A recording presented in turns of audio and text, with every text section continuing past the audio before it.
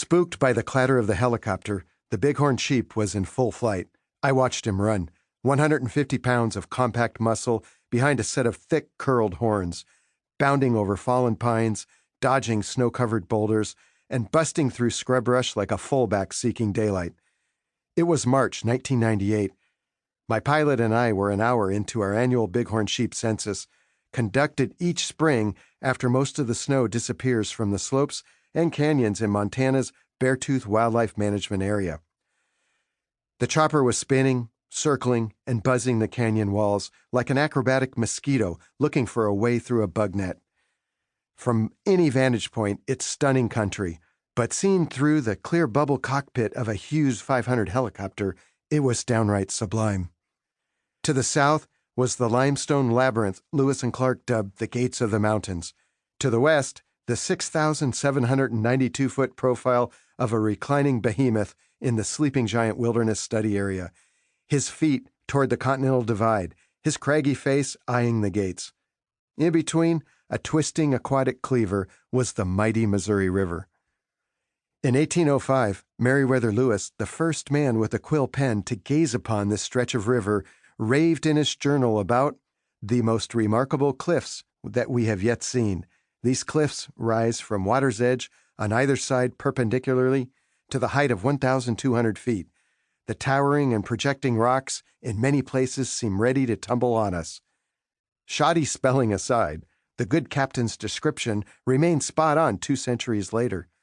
After passing through the gates of the mountains, he also marveled at the big-horned animals that bound from cliff to cliff.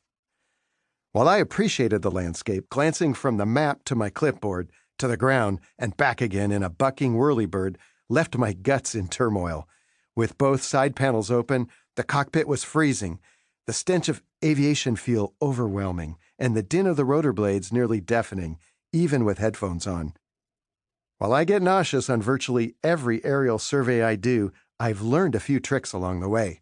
On my first flight, as a raw 25-year-old wildlife biology grad student, I chowed down a breakfast of pancakes, eggs, and bacon before takeoff, and promptly deposited the meal into an air sickness bag. When our plane finally touched down, the pilot had to buzz a herd of antelope grazing on our remote landing strip. I staggered outside, stepped into a badger hole, and splattered the contents of the bag onto my Fish and Game Carhartt jacket. Luckily, the jacket was old and a gift from a local biologist. But what a waste of bacon. Now I eat only a light breakfast before flying and always carry an empty coffee can by my feet. Folgers. The coffee's okay, but the lid is fantastic. Snug as a drum.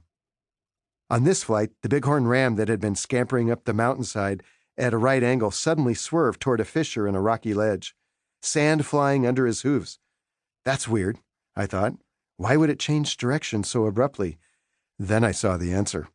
The hair on my arm stood up, my pulse quickened. Whoa, I shouted. Then a phrase I sometimes use when awe and adrenaline flood my monkey brain. Holy crap! Pilot Doug Getz confirmed. Mountain lion, closing fast. The stealthy cat had been lying in wait and materialized from the mountainside like a submarine surfacing, invisible one moment and in the frame all at once in the next. It was 8 feet long from the tip of its nose to the end of its outstretched brown tail and hurtling toward the ram at full speed. Mountain lions in the Beartooth prey primarily on deer and elk, although obviously they occasionally kill bighorn sheep as well. In the years that I'd been tracking, treeing, tranquilizing, and tagging lions with their identifying ear tags and radio collars, I'd come upon the eviscerated bodies of many a ram, elk, and mule deer that fell victim to these perfect killing machines. But while I'd seen cats on the move from the air, never had I witnessed one in full attack mode. In fact, very few humans have. Mountain lions hunt best at dawn and dusk.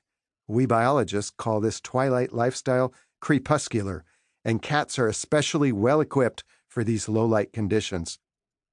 Their enormous eyes have lots of rods and not so many cones, meaning they can see in the dark, but probably not in color.